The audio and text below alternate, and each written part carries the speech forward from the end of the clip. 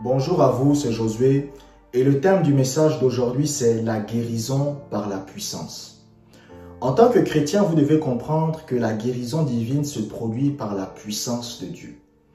C'est-à-dire que lorsque vous voyez que le Seigneur guérit un malade, bon, vous savez, même ce terme-là, le Seigneur guérit un malade, c'est plus profond que ça. Mais bon, je n'ai pas le temps de parler dans cette vidéo de ça. Mais lorsque vous voyez la guérison se produire, lorsque vous voyez la manifestation de la guérison se produire, cela signifie que la puissance de Dieu est entrée en action. Écoutez, c'est comme par exemple une maison. Lorsque vous allumez la lumière et que vous voyez que tout s'éclaire dans la salle, cela signifie tout simplement qu'il y a de l'électricité dans cette maison. Mais lorsque vous appuyez sur l'interrupteur et il n'y a pas de lumière, cela signifie qu'il n'y a pas d'électricité dans cette maison. Donc, la guérison divine se produit par la puissance de Dieu. C'est-à-dire, c'est la puissance de Dieu qui permet de guérir les malades. C'est pour cela que vous allez voir parfois des personnes qui sont malades et qui partent voir des marabouts et ils sont guéris par les marabouts. Comment ça se fait? Comment ça se fait que quelqu'un part voir un marabout et il est malade et le marabout fait des trucs et il est guéri? Je vais vous expliquer. En fait, vous devez comprendre que au ciel, il y avait des anges qui étaient avec Dieu. Et à ces anges-là, Dieu leur avait donné de la puissance. Donc, ces anges qui sont venus avec Satan sur terre, Dieu les avait donné de la puissance. Et la Bible dit que Dieu ne se repent pas de ses dons et de ses appels. Donc, ça veut dire que lorsque Dieu vous donne la puissance, il ne reprend plus.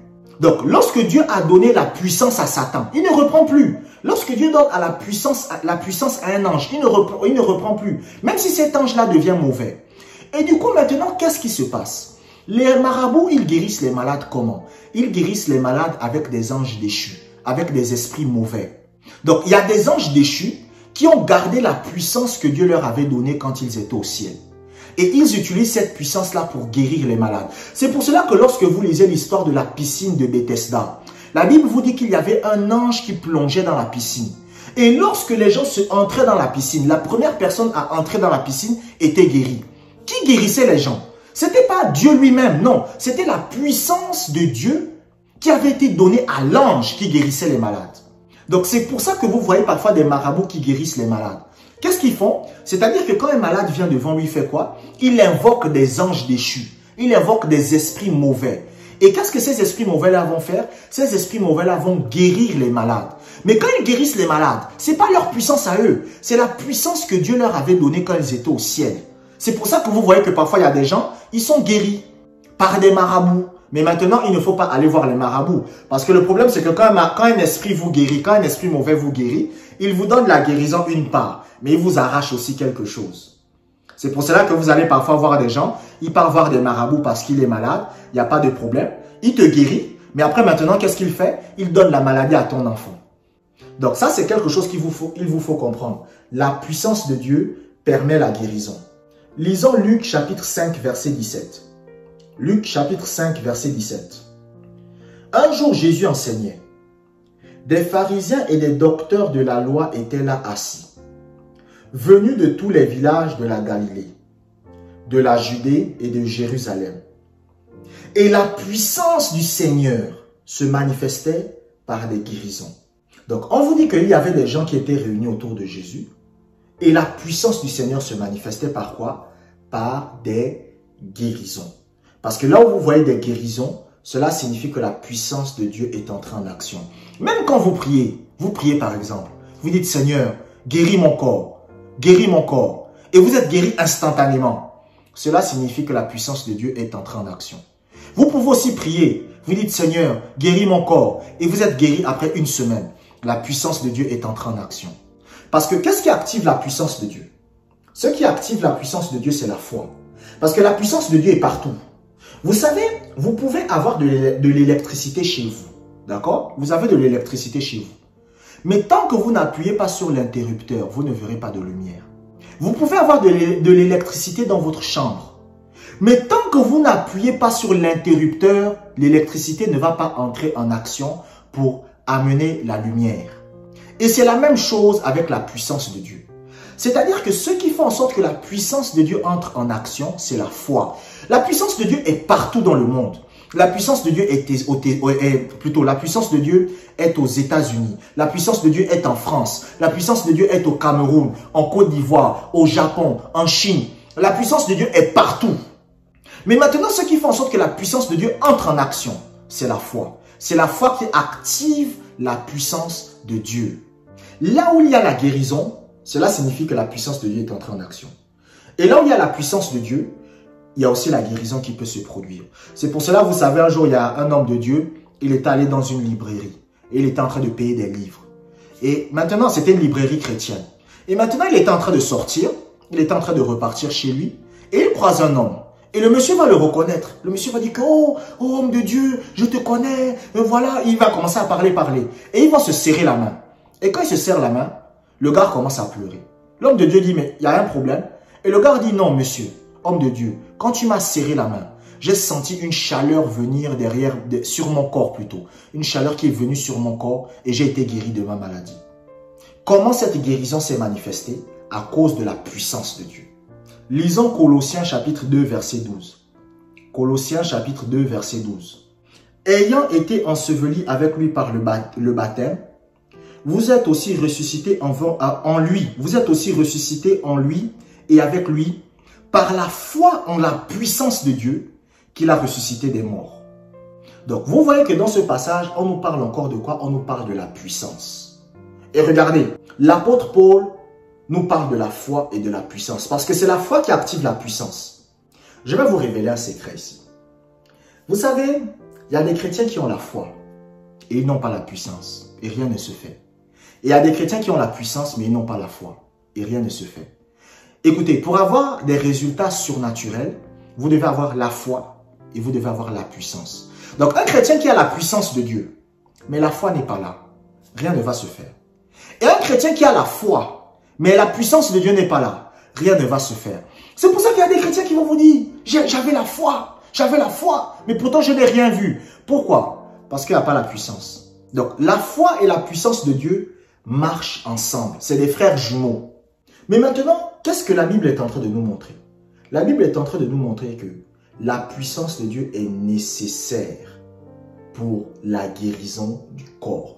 Chaque fois que vous voyez quelqu'un qui est guéri, chaque fois que vous voyez une guérison qui se produit, cela signifie que la puissance de Dieu est entrée en action.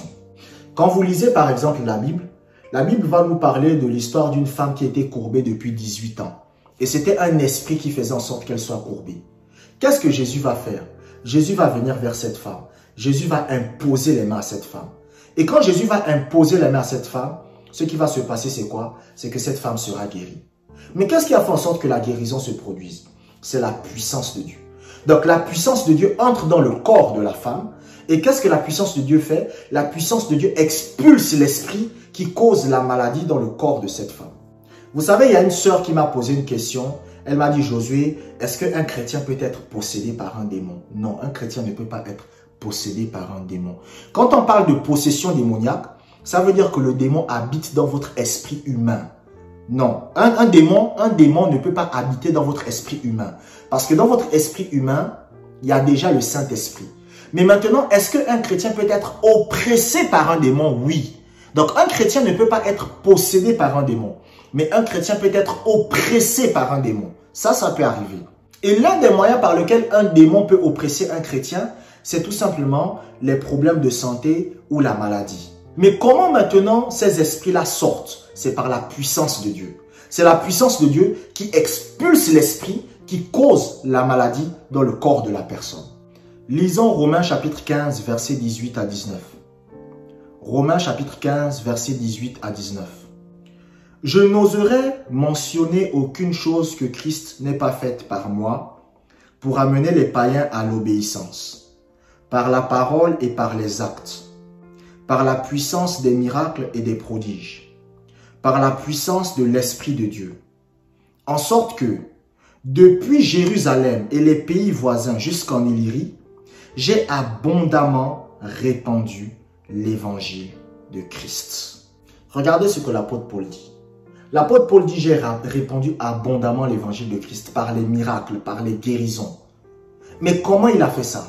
Il a fait ça grâce à la puissance de Dieu. C'est pour cela que vous savez, écoutez, l'un des secrets qui faisait en sorte que l'apôtre Paul avait beaucoup de puissance dans sa vie, c'est parce que c'était quelqu'un qui priait beaucoup en langue. Quand vous lisez 1 Corinthiens chapitre 14 verset 18, l'apôtre Paul va dire « Je rends grâce à Dieu de ce que je parle en langue plus que vous tous ». C'est pour cela qu'il avait une énorme puissance de Dieu dans sa vie. Maintenant, Jésus-Christ, la puissance de Dieu dans la vie du Seigneur Jésus-Christ venait du fait qu'il restait en silence devant Dieu à genoux. Donc là, je suis en train de vous parler des deux moyens par lesquels obtenir la puissance. Le premier moyen par lequel obtenir la puissance, c'est la prière en langue. C'est ce que moi je fais. Moi, je prie beaucoup en langue. Je prie beaucoup en langue. Je prie beaucoup en langue. Je prie beaucoup en langue. Maintenant, si vous êtes un chrétien et que vous ne priez pas en langue, l'alternative que vous avez, c'est quoi? C'est de tout simplement rester en silence devant Dieu. Donc, apprenez à vous taire tout simplement. Ou sinon aussi, la troisième alternative, c'est être dans la louange et l'adoration. En fait, vous devez comprendre que la puissance de Dieu vient simplement par la prière. C'est-à-dire, un chrétien qui ne prie pas n'aura pas de puissance. C'est ça. Écoutez. Je vais vous révéler un secret ici. Un chrétien qui ne prie pas n'a pas de puissance. C'est tout. Écoutez, vous voulez voir un chrétien qui n'a pas de puissance? C'est un chrétien qui ne prie pas. Un chrétien qui prie a la puissance. Un chrétien qui ne prie pas n'a pas la puissance. Maintenant, quelqu'un va me dire que oui, Josué, moi je prie tous les jours, mais je ne comprends pas. Dieu n'agit pas surnaturellement. Vous avez la puissance. Mais vous ne savez pas comment activer la foi. C'est là où réside le problème simplement. C'est-à-dire que la puissance de Dieu est là, mais vous ne savez pas comment activer la foi. Chaque fois que vous voyez un malade guéri, chaque fois que vous voyez quelqu'un qui est en bonne santé, écoutez, même Moïse, la Bible dit par exemple que Moïse à l'âge de 120 ans avait toujours la vigueur de sa jeunesse. Quand on vous dit que Moïse à l'âge de 120 ans avait toujours la vigueur de sa jeunesse, ça veut dire qu'il n'avait aucun problème de santé. La Bible dit que même ses yeux n'avaient pas de problème. Parce que vous savez que quand vous vieillissez, après vous portez des lunettes. Mais Moïse n'avait pas de problème au niveau des yeux à l'âge de 120 ans. Comment ça se fait? C'était la puissance de Dieu. C'était la puissance de Dieu. Donc, qu'est-ce qui fait en sorte que la guérison divine se produise? Qu'est-ce qui fait en sorte que les miracles se produisent? C'est la puissance de Dieu qui entre en action. Je vous remercie d'avoir écouté ce message jusqu'à la fin. Abonnez-vous pour des prochaines vidéos. Si vous êtes édifié par mes enseignements, vous pouvez faire un don à travers les liens qui se trouvent dans la description. Prenez soin de vous et que la grâce du Seigneur soit avec vous.